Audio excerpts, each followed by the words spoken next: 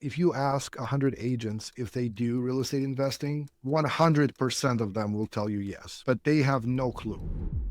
If you work for 10 years and you earn good money during that time in real estate, and all you have to show for that is that you paid the bills, that's not a good outcome. And that's the part that is so wild that more agents don't invest, is that you've got access to something that is incredible. And it's a huge missed opportunity to not do that.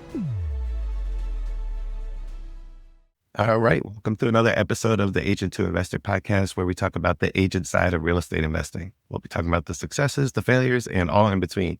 My name is Nico Garcia, local real estate agent and investor based out of Montgomery County, Maryland. And as always, I'm joined by my co-host, Anna Bilek, Northern Virginia realtor and mostly out-of-state investor. And we have another wonderful guest. We have Mr. Erion Shehaj. Welcome to the show, buddy. Hey. I hope I did that. You did that perfectly. So You did it perfectly. Erion is he is a broker. He is an investor. He's also a coach, a husband, and a father. And we had a conversation off camera the other day, and wanted to bring him on because I feel like we had a great time chatting. But I wanted to give you some space to introduce yourself. Where you're from, and then what initially got you introduced to real estate. Yeah. So thanks for having me, guys. So I'm originally from Albania. So I came to the US as a 17-year-old, much lighter in weight than I am now, in 1999. And just for context, Albania was a very brutal communist dictatorship for 45 years. So best example I can give is picture a small North Korea in the middle of Europe, right? So very isolated, very, no personal property, no real estate property, government owns everything, that kind of thing. So I got my accounting and finance degree at the University of Houston.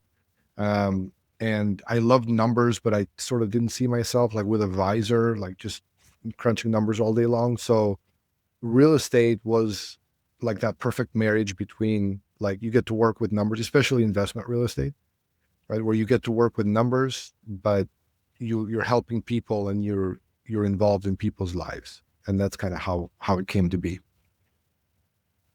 Wow. So did you have coming where you came from, it sounds like investing was not something that you really grew up with, or you couldn't grow up with given the circumstances. What turned you on to the investing side early on? Because I know for us, at least as agents, they don't teach you investing in the real estate classes. And if you don't surround yourself with investor-friendly agents, you don't really hear about it. Yeah, I came with as clean a slate as you could have, in the sense that not only did I not know what investing was, I did not know what real estate was as a whole concept or idea or field, right? So the way I kind of came to it is because I was a foreign student, the tuition was very expensive. It's the highest rate you can pay, right? So, but there was a hack where if you could tutor other people at the tutoring lab, you could get in-state tuition. So I'm okay, well, I'll tutor everything, right?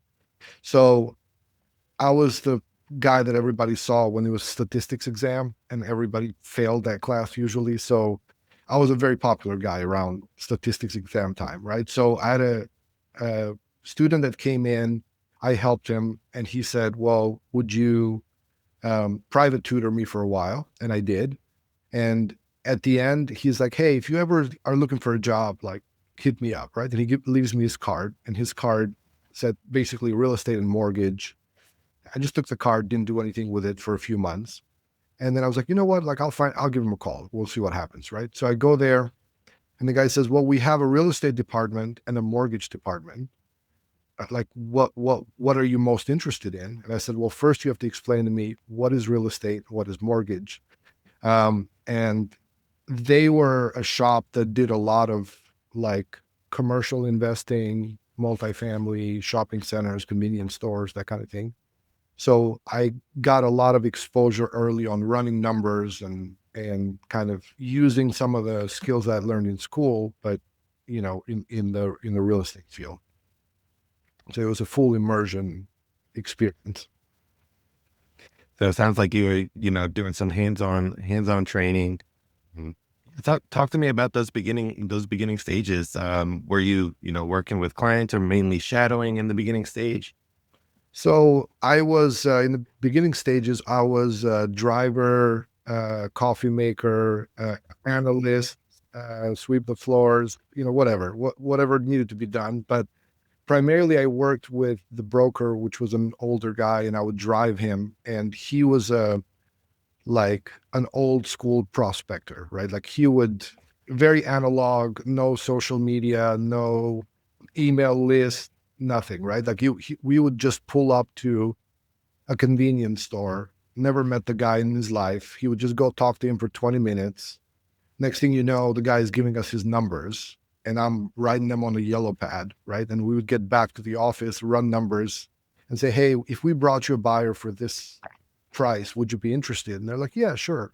So we were like, I learned very early on how to like literally physically put a deal together as opposed to, you just list something and then it attracts things. It was very like, well, we got these buyers, this is what they want. So let's go find the people that have what they want and let's go talk to them. And, but I was running so many numbers that I finally, one day I was like, look, I got to create a spreadsheet for this because I can't be doing this by hand every time.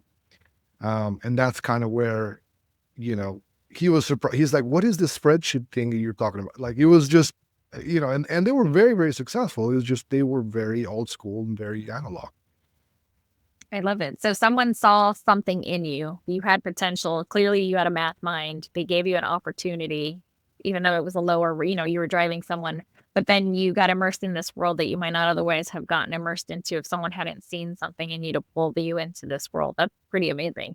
Oh, absolutely. And it's more about like, I tend to get very curious, which is the nicer word. Obsessed is the more correct word. When I really find something that I like, I just go all in on it. And this gave me the opportunity to. It was funny because when I got hired in that firm, I think my split was 30%, something like that, because I realized that I was just a blank canvas, right? And I'm like, hey, I just want to learn, right? Yeah. And if I make some money in the process, that's fine. But then, like once I brought in a couple of those deals myself, that's when we sat back down and kind of made it more reasonable. But it was all about like, it was just this. Imagine like there's this world that you've never seen before, and everything's new. Like I really was seeing everything with fresh eyes because I've literally never seen it before. I had no idea what was what, right? I even while I was working there, I didn't even know what the other options were because I didn't interview with anybody else. I didn't like there was no, hey, let me like systematically think about this. It was just like, hey, let's do it. Let's see where it goes. Yeah, you saw the value in the education because I know I learned Absolutely. from mentors. They're like, you may have a deal that you make no money, but the amount of education that you get, even if you just break even, is priceless. Yeah, because no one can take that away, right? Yep. What I learned there, and it's funny because it wasn't even a real estate skill, to be honest. It's more of a life skill where Yeah. you could apply that to whatever, right? Like if you can, there's this Jerry Seinfeld joke, which I love, right? That says like, the that the fear of death is the number two fear that people have, and the number one fear is public speaking, right? Oh. Which means that like if you're in a funeral, like you'd rather be the guy in the box than the guy giving the eulogy, right? And that's the part where it's like when I talk to agents, sometimes they're like, "Well, I'm just scared. Like what do you think is going to happen, right? Sure. Like what's the worst that can happen? They tell you no, so." Yeah. Yeah. So that taught me that it's like, hey, if the guy says, hey, get the hell out of my store, that's fine. Like we just You're go not to the going to next one. die. No. Yep. But I think, I mean, Aaron, I think that's a great way to start. And it's cool to hear, the old school, just go direct to the seller and have a conversation. A lot of people are scared to even put themselves out there like that. I mean, now there's social media, there's a lot of technology, and I feel like people have either come lazier or they're scared of rejection. And I think if you're starting off, that's so important to be going and talking to your prospects, to, potential sellers, to just have that conversation, because in the beginning it is a grind. Yeah, and I think, social media has a lot of benefits in the sense that you could reach a lot of people much easier, in a much easier way, and you can do different types of content in it. But I think to some extent it can also be a little bit of a crutch in the sense that sometimes it makes you feel like you're doing something and it's primarily visual work, and you're not really um like reaching the people, but it's giving you a warm and fuzzy feeling that, oh, I'm working towards my business, right? When sometimes just picking up the phone, might be a much easier way of, albeit more awkward and uncomfortable. But Yeah. This is a great segue because I know when we spoke last week, you mentioned you starting your blog and writing about all of these things that you're learning. That's how you kind of built your database. Mhm. Talk to me about that. So this was like the golden era of real estate blogs. So probably 2006, I want to say seven. So I found the blog of my mentor. His name is Jeff Brown. And I just couldn't believe, right, that I found this thing. And I'm like, it's all here. Like the guy is just literally explaining how to do everything. Like this made no sense to me, right? Because you have to understand, coming from like Eastern Europe, like we're skeptical by default, right? Like we just start out skeptical. Like, hey, why would you do that, right? Like, why would you share your secrets and the how to, right? Like, why would even people call you? But um, I had a conversation with him, and he said, look, he's like, you don't have to worry about people stealing your ideas. If they're any good, you're gonna have to shove them down their throats anyway. So I basically started writing um, to pretty much like understand things rather than to communicate expertise. Because at that time, the expertise was lacking, right? Like I was starting to understand things, but there were a lot of questions. There were a lot of conversations with clients where they'd say, hey, well, what about this? And what happens if this happens? And, have you thought about asset protection? And what about liability? And what, like all these questions that clients tend to have around investing. So I was kind of thinking on paper where it's like, well, that's a reasonable question. So how do we answer that? So I started writing probably for 3 years on my blog. There was not an email list. There was not a sign up, opt in, nothing. Like it was just like writing in the void. There was maybe a comment every other month, right? Like there was no feedback whatsoever, right? But it was one of those things where I was just figuring out things. And like you guys said, hey, if this is working, why not record it and put it out there? A lot of people might benefit from this. And it finally, like after a couple of years of sort of this compounding, I get a call from a client. He was in Cape Cod and he was on vacation, right? And he calls and uh, he says, oh, I just read your blog. I'm like, oh, thank you. I appreciate you reading. He goes, no, you don't understand. I read your whole blog, like start to finish. I read every single one of them. He's like, I'm on vacation. I want to do this. Right. And it kind of gave me this like spark of like, oh man, like people are coming in like almost like pre-closed. You know what I mean? Like they've already They know sold you, they like you, themselves. they trust you.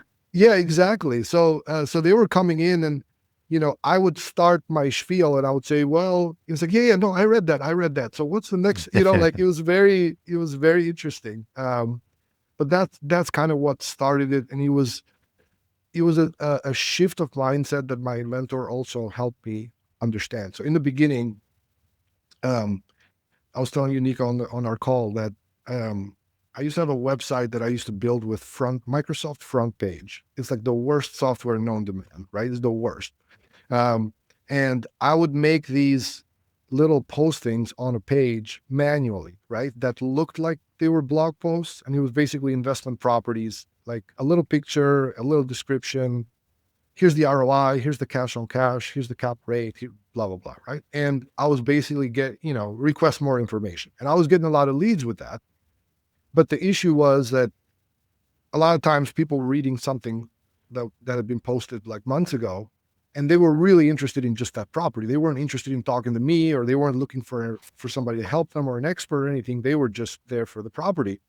So whenever they'd call and I'd say, oh, that one's sold, but we got other ones, click, right? They didn't want to talk to me. And that's when my mentor said, no, what you do is you don't talk about the property, you talk about the strategy, you talk about the concepts and the ideas and the tactics and the how-tos. And, the properties kind of are natural byproduct of that. Like once the people feel like, okay, this person understands strategy and that's a strategy that I align with, then the natural step is, well, now let's go look at properties. But I had that backwards initially.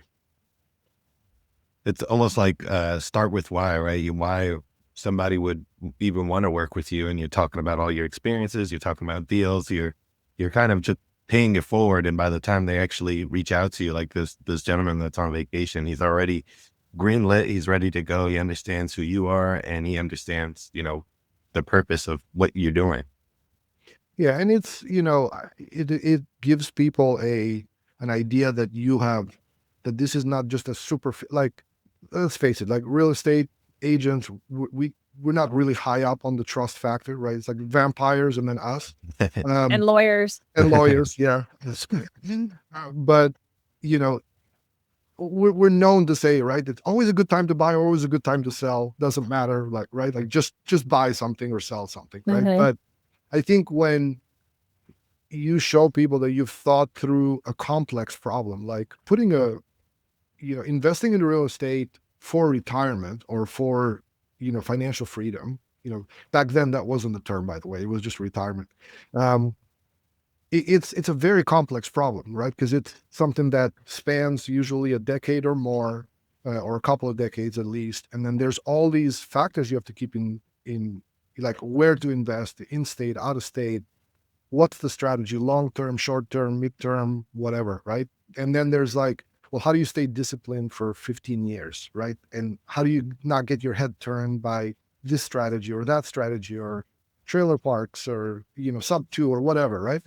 And there's different types of risk that are involved in it, and you've got to like think through and mitigate all of that. So when somebody reads a blog that has thought through, or at least has attempted to think through some of those things, it builds, and for me, like from a purely transactional standpoint, is like when you move away from being transactional, meaning here's a property that you might like, contact me, and then we'll see if we could put a deal together.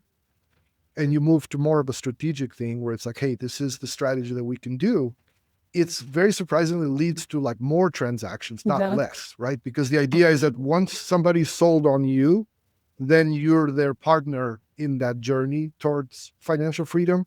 So you don't have to sell them every single time on every single property, right? Like you both are working together as long as you like the values are shared and like the worldview of how you see investing and what makes a good deal and what doesn't. And if those things are aligned, then you know like it makes your business a lot easier. Like it's harder to gain the trust on the front end, but it's easier long term. Yes. So that's how you started off as, I guess, in real estate investing as an Mhm. agent or a representative. At what point did you decide, hey, maybe I should start investing in real estate and buying my own property? So I didn't decide that. My wife did. Oh, yay, So with wifey. so we were both working together, and at the time, we were doing a lot of foreclosure. So this is 2007, 8, right? Mhm. So right around The the time you're doing the financial blog and crisis. everything. Yeah. And so all of our conversations at that point were just business, business, business, right? Like all the time. And I kept sharing like, oh, such and such got this much built-in equity on the deal, and such got this much cash on cash return. Back then it was like 25%. It Mhm. was ridiculous. And then one day she goes, that's great, but like, what about us? Right. And to me, it's like I was so focused on kind of serving my people, right? That it was like, honestly, that hadn't occurred to me. Like I was just kind of so like in my track with that.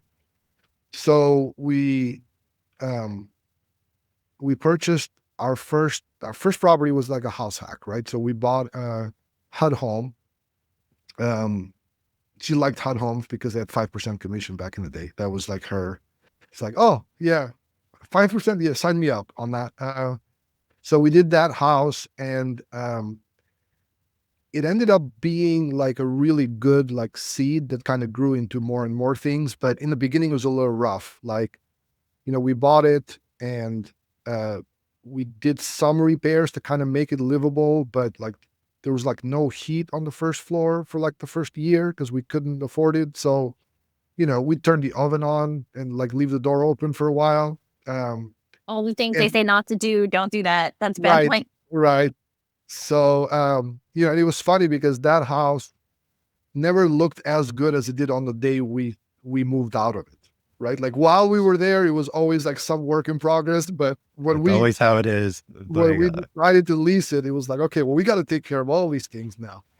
But it was such a good deal that we had a 15-year mortgage. And when we rented it, we were cash flowing like $500 a month on 15-year. Yeah, it was great. It was all, I wish I would have bought, like, if I had put together all the money that I didn't have at the time and bought more, it would have been a lot better. Right. So,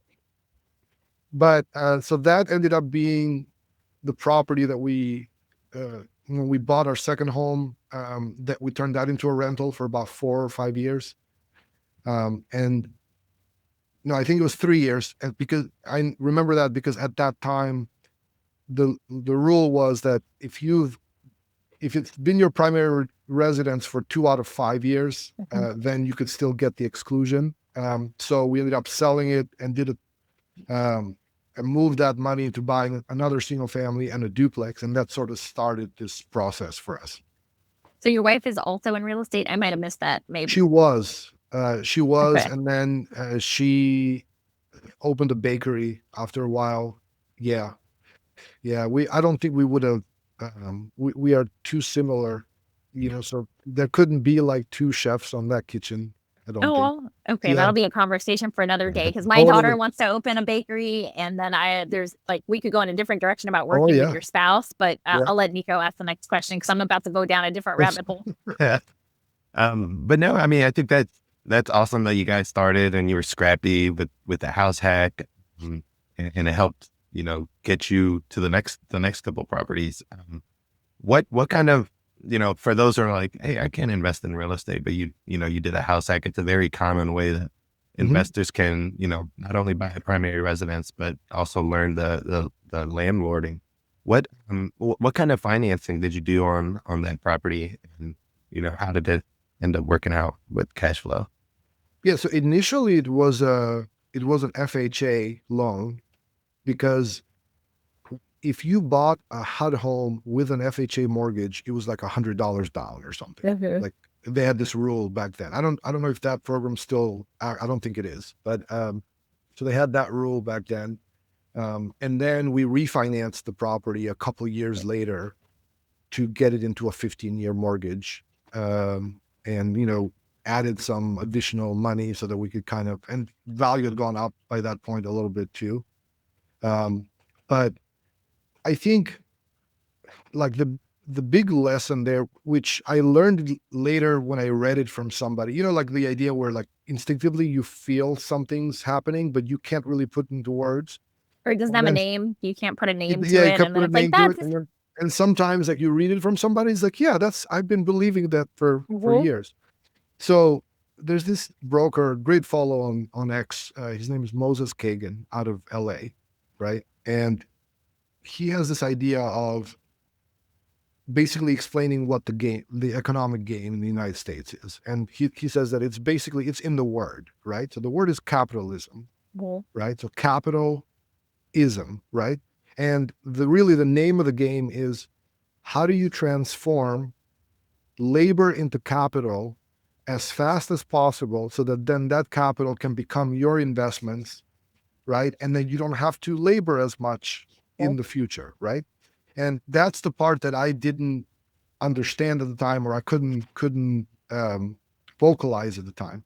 But what I started to get is that, and this is true especially in real estate, is that every year that you work, right, from that income, there needs to be something to show for it from the capital side of things. Meaning, if you're just, and, don't get me wrong, like sometimes some years are hard, right? Like, so you're going to work, you're going to pay the bills, you're going to maintain, that's all you can do. And that's a win, right? Mhm. But I see this so many times where there's agents who do well from a W-2 standpoint or an income standpoint, right? 1099 standpoint. But what they do is they keep sort of like growing their lifestyle one step ahead of their income all the time, and they tell themselves things like, well, my clients need me to have a Porsche, right? If I don't Okay. have a Porsche or if I don't have an SUV, they would never, choose to work with. It's things like that, right? And that's the part where it's like, if you work for 10 years, right? And you earn good money during that time in real estate, and all you have to show for that is that you paid the bills, maybe you went on a couple vacations or whatever, that's not a good outcome, right? Mm-mm. You have to, that's where it kind of hit me that for every year that I work, I have to make some sort of progress on the capital side of things. It could be that, and that, a lot of times people say, well, I can't save that much to like invest in real estate every year. And that's fine, but you can increase your, capital acquisition account every year by a certain amount, where to say like, hey, I made X, but I put 10% of that, I put 15% of that away, so that then that is going to become my investment in the future. And that's critical, because that's, instead of thinking, people think so much about what they earn, and they think very little about what they're getting out of what they're earning. Like, because it's the whole idea of paying yourself first, right? Like, so, Mhm. if you're not paying yourself first, then who are you paying? Right. Yeah. And do those people, does that bank, does that car loan have your best interest at heart, or do they have their best interest at heart? Yes. And it's getting that mindset straight, because I think people think when they buy that car, they're buying an asset. When they buy that single family home that they're living in, it's an asset, which it can be, but only if you do something with it. So I'm like, that it's hearing you talk makes like it's giving me flashbacks, because that's how I started in this, was because I worked for the government and I decided I didn't want to work forever. And I Mhm. became a real estate agent. And I realized, oh my God, I'm still working forever. And then one of our other mentors, which we will have to introduce you to one day, wrote a book, which is almost exactly what you're talking about an agent who was super successful and then ended up living out of his car because he spent all his money and he didn't invest Mhm. it into wealth building. And that was the book that, at least for me, turned me around, because my mind was like, oh my God, I'm going to work forever unless I do something with the capital I'm getting to build long-term wealth. So I just got goosebumps. Sorry, that's it. I'm done. So yes, and as referenced in the Cash Flow Vectors Club, and I love that book also because exactly what Erion's talking about. If you're getting money and you're seeing it in the account, it's so easy to just go out and spend it on things that aren't bringing you to that financial freedom goal. So he mentions putting it in a separate account that you don't even have access to on your actual phone, and that way it builds up on things like that. So For especially if that you're down doing payment. yeah, and especially if you're doing things like house hacking, it is a sacrifice, and kudos to your wife for even being open to that idea and sparking that ignition, because not a lot of real estate agents invest in real estate. So I always like to ask, Isn't that wild? Yes. do you know the statistic off the top of your head, area? Because we talk about this all the time, and I'm just curious to like, why do you think a lot of these agents are not investing in the real They estate? don't understand the game, and the thing is, like, if you're playing a game that you don't understand, like, and the only way that you win is by accident, it's living life on hard mode, right? That's the part where, like, and I see it all the time, where like, even like during, let's say during COVID, right? You hear things like, oh, well, the rich got richer and the poor got poorer, right? And that's not quite what happened, right? Mhm. Because like, if you were, you know, relatively poor, right, but you still owned a house, right? Like, you benefited from the growth of the value of your house during that time also, right? So it wasn't like, well, if you're poor and you own a house, you don't get any benefit. Like, we're excluding you. It's just that the people that owned more they benefited more, right? Because what it is, it's you're essentially, it's asset holders get richer, right? And the way to become an asset holder is not, and people have this idea of you become an asset holder by some windfall, right? Where, you get this big bonus and that's what you invest with, or you get this, lottery or whatever, right? You got lucky. And when you look at how people actually do it, it's, that Hemingway's quote, slowly and then suddenly, right? Where like in the beginning is just a grind, Charlie Munger used to say, like, the first 100,000 is a B, right? Like it's just hard. It's just hard, right? But then it's like the next 100,000 is easier, just because now you have assets that are contributing. So saving the capital for the next one and the next one, and then things get easier. Like the more scale you have, the more, you can get better people to manage your property. You can get contractors that prioritize you over other people because, you give them work all the time. So things get easier, but you have to begin that process, right? And you have to celebrate and understand that it's a compounding game, right? And compounding means most of the stuff will accrue at the very end. And that's the part where people don't want to wait that long. Like they want that now. And that's not how the game works. Yep. It says 26 Google. I looked it up on Google. It says Google says approximately 26% of real estate agents own some type of residential investment property. That's only 26% out of how many? I don't know. A lot. Yeah.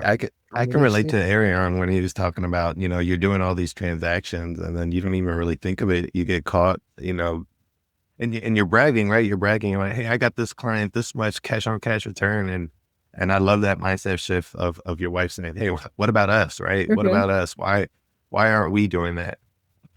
I'd love to, you talked about your beginning stages and how you were able to use that first property to buy the next two.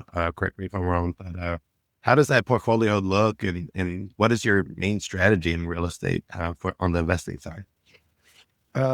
So my main strategy is I maximize my return on brain damage, right? So that means like I want solid long-term properties, class A. I feel like life's way too short to be dealing with some of the things that come with lower quality properties. So I basically buy great properties, put great tenants in them. I treat them really well. It helps to have a bakery, so I spoil them with cookies and macarons and what have you. But in return for that, I sort of get this like beautifully boring investments where nothing much happens. You just, the rent kind of comes in, mortgage goes out, some cash flows left over, and then we do that same stuff the next month and so on. But real estate, I feel like if you have the synergy between a successful real estate business and a successful portfolio is unmatched, right? Just from the like tax benefits perspective, where you can get, you can essentially, instead of giving government money, you could buy a property and put that as equity in, by sort of deducting from your earned income. That is a cheat code and that's the part that is so wild that more and more agents don't invest, is that you've got access to something that is incredible, right? Yes. And it's a huge missed opportunity to not do that. But so right now the portfolio, believe we have about 15 units total. We primarily own, we have a couple of single families left, and then the rest of them are 2 to 4 unit, so duplex, triplex, fourplex properties in Texas. So in Dallas, Houston, Austin. So that's the portfolio. So is that portfolio at a point where if you decided to walk away today, you could potentially live off of the cash flow, or like what's your future goals for that portfolio? What does that look like for you? Not to put you on the spot or anything. No. It's so the portfolio as it is today does not create enough income, like leveraged income. Mhm. But if I decided to like, you know, hang up my shingle or whatever and just go to the beach somewhere, there's things that we could do where, like Coach Carson says, like you could, sell Trim. a couple of properties, pay off a couple of properties to kind of boost that income.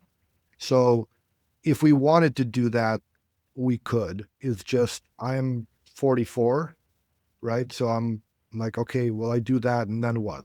Right? It's just Okay. there's just so much like real estate in general for me is something that I do for free, but I get to do it for money, if that makes any Mhm. sense. Yeah, you Like love what you do.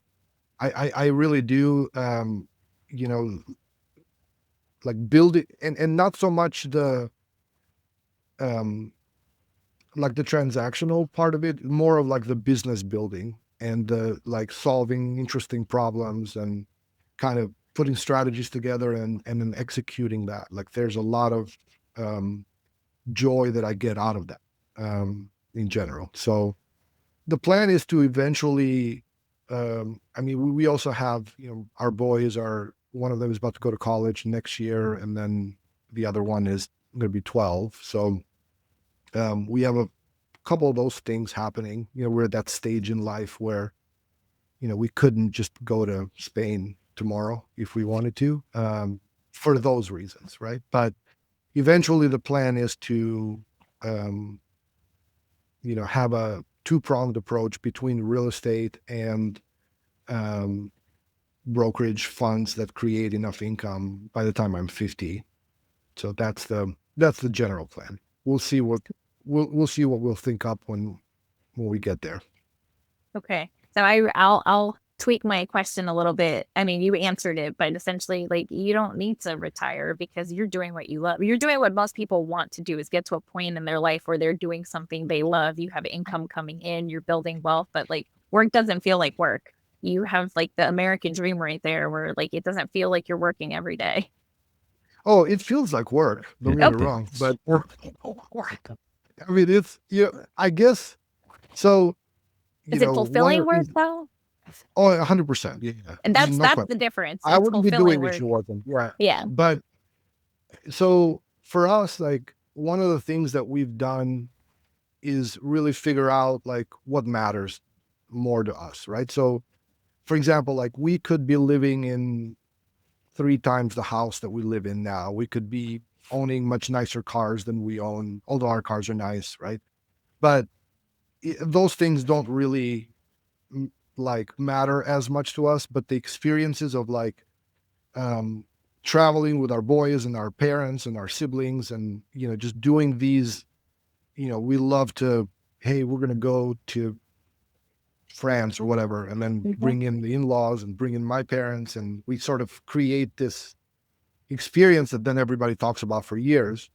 Um, One thing that I wish I were able to do that I'm not able to do right now is like sort of like longer travel, if that makes any sense. There's a Yeah. difference, Extended not in travel. terms of just duration, but in just in terms of how you live during that time, right? So, for example, if you go somewhere for 10 days, right? Well, chances are you're going to go eat out every day, right? Because that's what you do, right? So even if you stay in an Airbnb to kind of make it more like, living in a Oh, neighborhood as opposed to a hotel, you're still sort of doing that tourist lifestyle to some extent.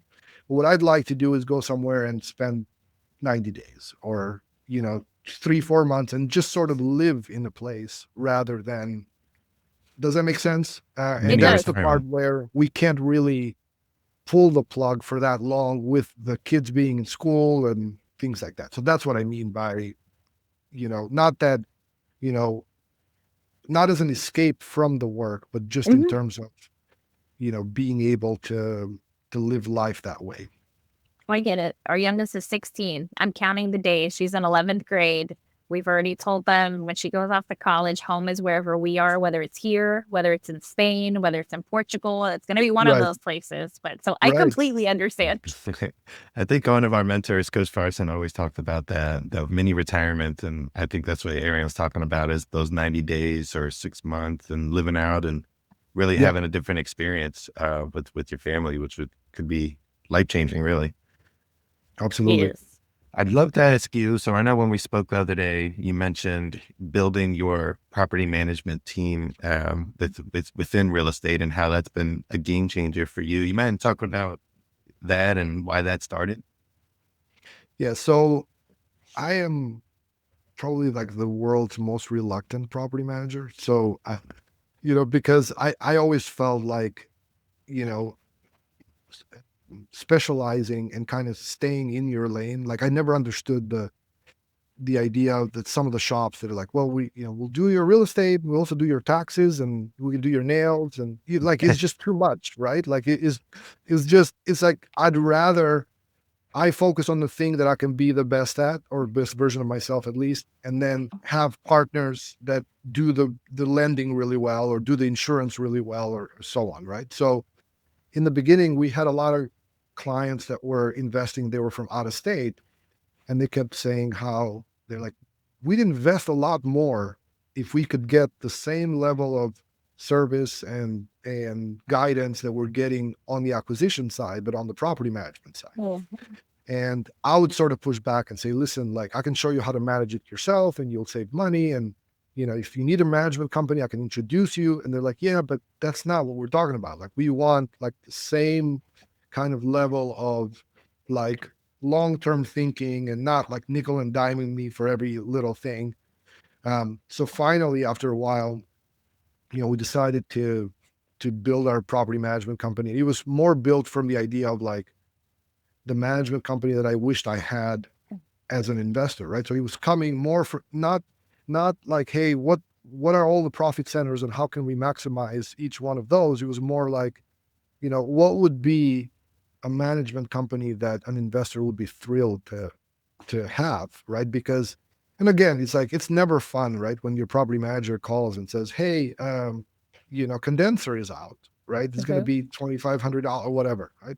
It's never fun, but at least if they knew that, hey, the person that's on the other end of that line, they get it, like they know what that's like for me, right? And they're really trying to do everything they can to kind of keep things in check.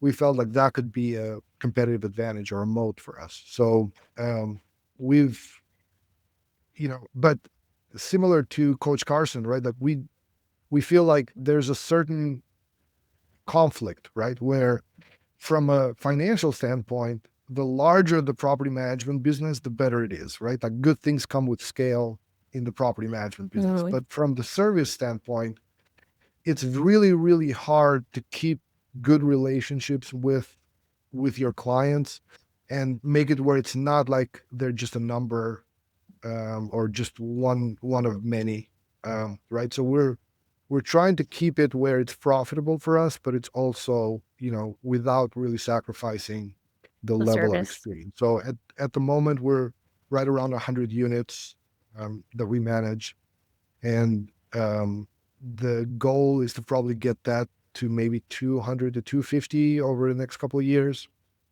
And I think that's probably the right size for us.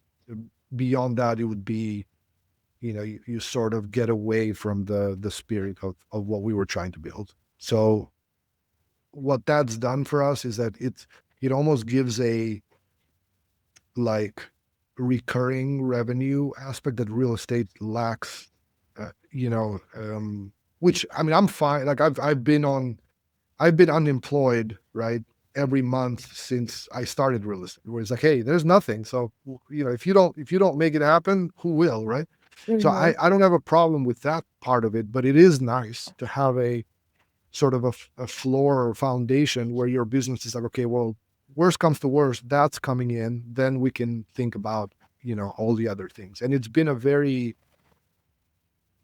beyond the financial side of things. It's a kind of a glue, right? Because a property manager has multiple touches with a client, every, throughout the year, right? And even though you might have a really good relationship with a client, if you hand them off to somebody else, right, they're sort of going to build a relationship with that somebody else. It's natural, right? Like they're talking to them a lot more, they're relying to them a lot more, and you're sort of like the person that helped them buy the property 2 years ago or 3 years ago. So there's a little bit of a disconnect there. But when you manage the property and you sell them the property, it's also sobering for you, right? Because it's like, hey, like you can't like fool them into buying something that they shouldn't buy, because then you're going to be the one Right. managing it, and you're going to be the one like making sure that it's successful for them, right? So it's not just like, hey, thank you, got my commission check, I'm done, right? It's more Yeah. of a, it kind of forces this, like the fiduciary duty a lot more, where it's like, hey, Yeah. we've got to, You have a vested interest in making sure that it's a good property and a good fit for them, because you're going to deal with that headache if it's not. yeah, absolutely. And essentially, you become a one-stop shop, right? You're helping them with buying the property or helping them manage the property. And I love that you talked about you have a conversation with them more as the property manager. So if the time were to come and they're looking to sell it, who do they think of instead of the property manager that you connected them with 2 years ago? They're talking to you and they're saying, hey, I'm interested in selling, or whatever the conversation may be, or maybe they even know somebody else that's looking to sell, and you can have an off market deal, which could be. I mean, the thing about investing, right, is that selling is never just selling usually, right? It's like it's selling, and it's a 1031 exchange, and maybe buying two more, and so those are very, very like, when I first got started in selling like small multifamily investments, I got so excited one year because I think we sold like, I don't know, 25 or something of them, which we hadn't done before that. And my mentor at the time, he's like, if you think this is sweet, like wait for the second wave, right? So this is basically like everybody that bought now, 5 years later, all We'll those come back. people, or a certain percentage of them, are doing 1031 exchanges. They're also buying. So it's just like, it's this grooming that Snowball. happens. Talk to me about. I know you mentioned you're keeping your property management 100 units or less. You like the small and mighty, so you can actually Mhm. cater and take care of your clients. But I know as a newer agent and property managers, it's kind of hard to say no to business, right? And I know we talked about this the other day, and you really have to cater a certain avatar for your ideal client. Like, talk to me about how you became comfortable with actually, saying no to other people.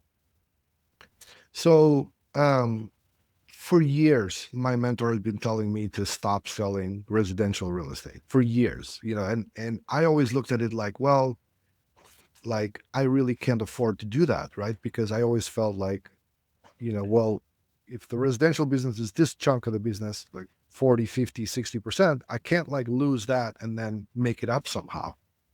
Um, but where it changed for me, it was kind of two things happened at the same time. One is I read a book by Donald Miller called Building a Story Brand. It's probably the best book on marketing out there.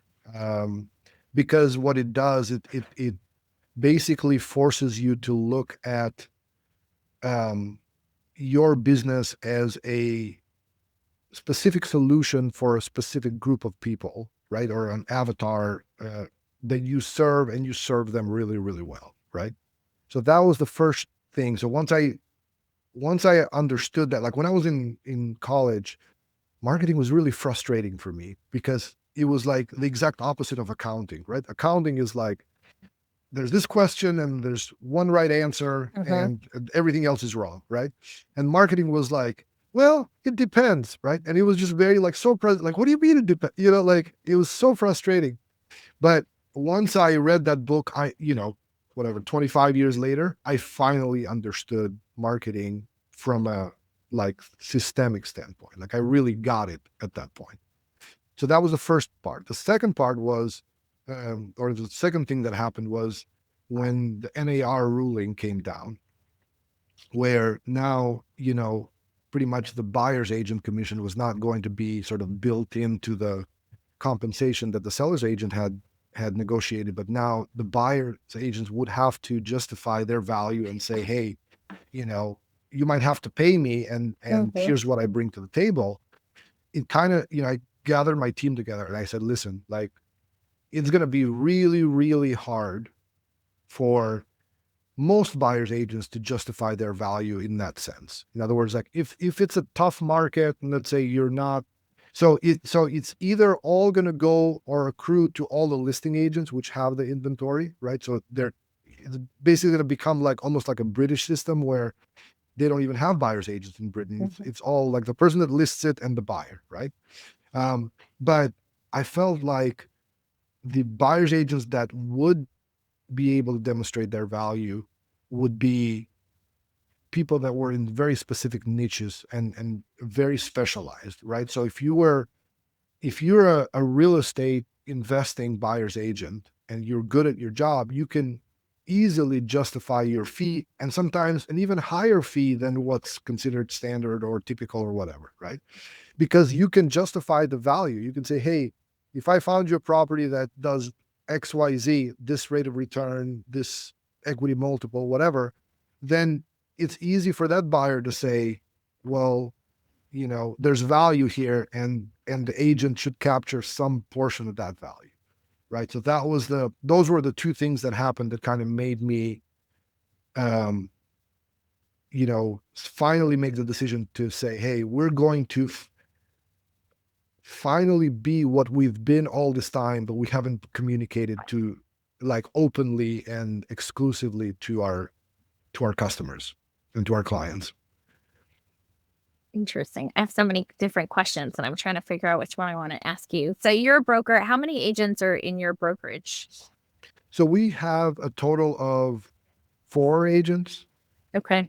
And that is by design. So one thing I knew all along is I did not want a large agent team, because my intent was never to be like a manager of agents, right? Like that part of the job I don't enjoy at all. So I want to build more of like a small and stealthy team that just gets stuff done, right? Like that together we can produce a lot more than our numbers suggest, if that makes any sense.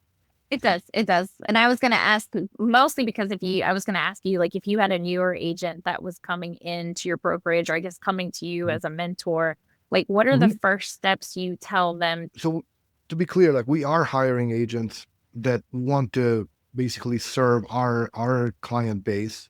So we first start out by, them understanding the basics, right? So how to analyze a property, how to run a proper pro forma, what are the expenses that need to go, like, because part of the problem, right, is that if you ask 100 agents if they do real estate investing, right, 100% of them will tell you yes, right? But they have no clue. Most of them, right? To be honest. Yes. In the sense that they basically say, oh, yeah, this one's going to go up in value. Yeah, this is great. It's a great location. It's like, yeah, but that's not the job, right? Like, the job is like, you have to understand the business dynamics of what makes an investment property work, and sort of like so understand the pro forma, and then all the blank space that's not in the pro forma, but that you really need to understand. Because the good news about working with investors is that many of them are sophisticated, right? So and they're not emotional, right? So you're not really, like, deals don't fall apart because of curtains, right? Yeah. Like they do in residential real estate. But the bad news is that they're sophisticated, right? Meaning, like, if you don't know your stuff, they will see right through it, and then it's over, right? So so I'm mentoring a young agent now, and one of the things I tell him is that the number one selling pitch in the world is, I'm also doing this too, right? And I'm not saying it as selling pitches in a way of like, well, you lie to them and you're not doing that. But what I'm saying is, if you're truly saying, hey, I should invest in real estate too myself, right?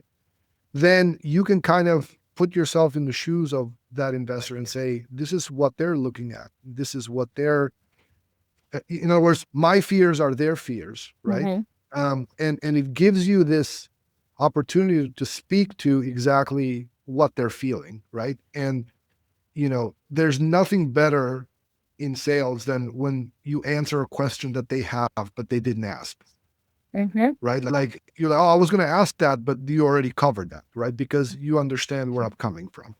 So I think it's more about, where you have to understand the basics. You have to, then kind of look at all the exceptions. Hey, oh, by the way, you missed this thing, or hey, you know, like you're, and that's why like real estate's so hard to get done right by just software, right? Because there's so many unknowns. Nuances. So, there are little nuances and little things that come with experience, right? And that, but the beauty of real estate investing for a new agent is that you can get as much experience as you're willing to work.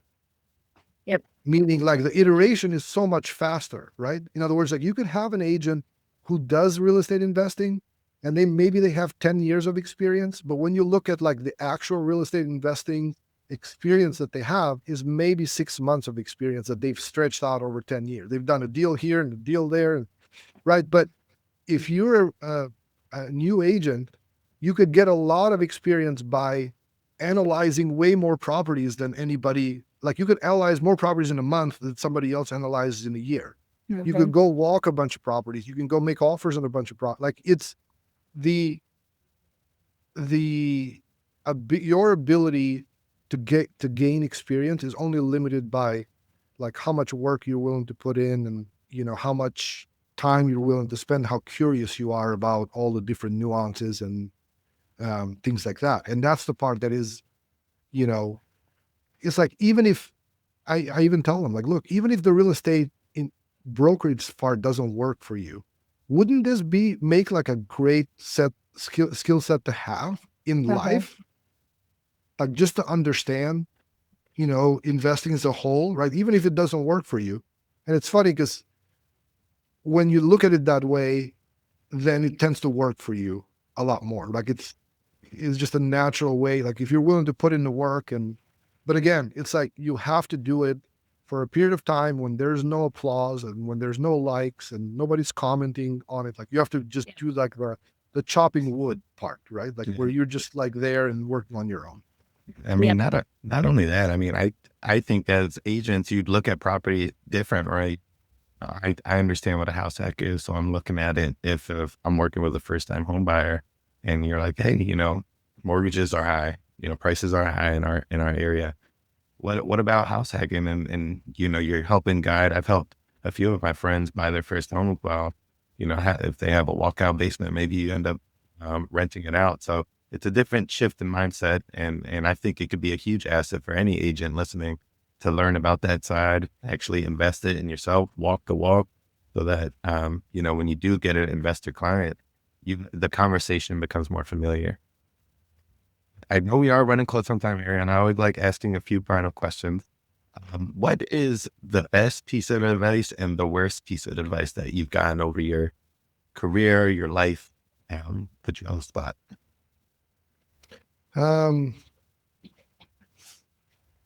Let me think about this. Yeah, usually the worst advice throws people off. Yeah. So the best piece of advice was to focus on real estate investing full time. And it took me about 15 years to hear it and execute it. Like I wish I would have done that a lot sooner. Bad advice, I tend to just like wipe the slate clean on, like I don't even like, in one year out the other. Yeah. I love it. What, looking back, you've been in the business for quite some time now. What would you have told your younger self off of what you know now in your business? Aside from start sooner. Yeah, I would have started sooner. I would have been more like less selective, right? Like in the beginning, I was very would just sort of like thumb my nose, and my wife never fails to remind me of this. So she would bring me properties, right? And this was 2008, right? These are like $80,000 homes, and I would say, oh, no, that's all siding. Like I don't like houses with all siding, right? And it's like, and you look at those houses now, and they're like 400,000. Like they've gone up 5x during that time, right? And there was a lot of, um, and that comes a little bit with that like younger kind of dumber confidence that you have, that you don't really have a basis for it. It's just sort of a hunch that you do. But yeah, so I think I would have been, just investing a lot earlier. But I don't know that I would change anything, to be honest with you, because I don't think that's not how life works, Yeah. right? Like, in other words, like you have to sort of stumble through certain things. You see that with your kids, right? Like, I don't know about you, but like, I almost like want to like insulate my kids, and because I've seen this movie before, and I know that they're about to tumble and they're going to skin their knees or whatever, and I don't want that to happen to them. But like that's not how life works. Like you got to skin your knees a couple of times, to kind of know. Like certainly keeping them safe from, like, you have to stay in the game, right? Like first rule is don't die, right? But Yeah. beyond that, beyond that is, I wouldn't change a thing. I think it's I think things that happened in the way that got me to this point, and I wouldn't change this point for anything. So I think that Yeah. was the necessary process to go through. Yeah. It's what made you the person you are today. And if anything was different, you wouldn't be you today. Right. Yeah. Right. Yeah, like Jim Rohn says, don't wish it was easier, wish you were better. Right. Yeah. And that's the idea of like, just learn from it and use it as the counterweight. Yes, which puts you at ages or like light years ahead of lots of other people, because a lot of people don't learn from their mistakes and they just keep repeating them over and over. So we talked about books earlier. You mentioned the marketing one with building your story brand, but what are some of your favorite, maybe business or life, or just books in general that you like to recommend to us and to our audience? Yeah. So, I mean, I like a lot of the usual suspects, right? The Atomic Habits and books like that are awesome. But I like to suggest one that's a little bit more obscure, I think. I've got it here. It's called The Path of Least Resistance. It's Heard of that by one. Robert Fritz. It's an old book. And basically, when I read this, like the idea sort of blew my mind, right? And so basically what he says is that the reason why like simply changing your habits doesn't work, like where you just willpower yourself to do certain things, is because there's an underlying structure there that as soon as your willpower runs out, it things go right back to the way things are. So instead of changing the habits, you should change the underlying structure. And he talks about this idea of like what he calls like creative tension, which is this idea of like, this is your reality now, right? So you're very sort of honest and factual about where you are, and you set a vision for your future, right? Where you say, I want to be over here, and that vision's very specific and vivid and so on. And normally there should be a tension between those, because you're here and you want to be here, but you're not, right? And a lot of times he's like, you need the tension, because the way things work is like the resolution of the tension is what makes you spring forward towards that vision. Or you can also resolve it another way by saying, oh, I don't really want that. I want this other thing, and you bring your expectations lower. But this book overall, it's one of those where it's like you got to read it a couple of times, but the ideas are just so like mind blowing to me. So I would recommend that book for sure. Awesome. I'm definitely going to add it to our list. And our final question, we always like to ask any guest that comes on, how can Anna and I and our audience help you grow your business? Is there anything that you need help with, or you're looking for in the coming months? No, I think, you can help by, we can just stay in contact and stay in touch. I love hanging out. Steel sharpens steel, as they say. So yeah, so let's stay in touch, and I'd love to see you guys' journey, and hopefully I get to see you at the In RPM Tennessee. retreat as well. We'll be there. We'll be there for sure. But Yeah. awesome, Aaron. This has been a lot of fun, and I'm sure we can go on for another hour. But where can people reach out to you? I think you have a website.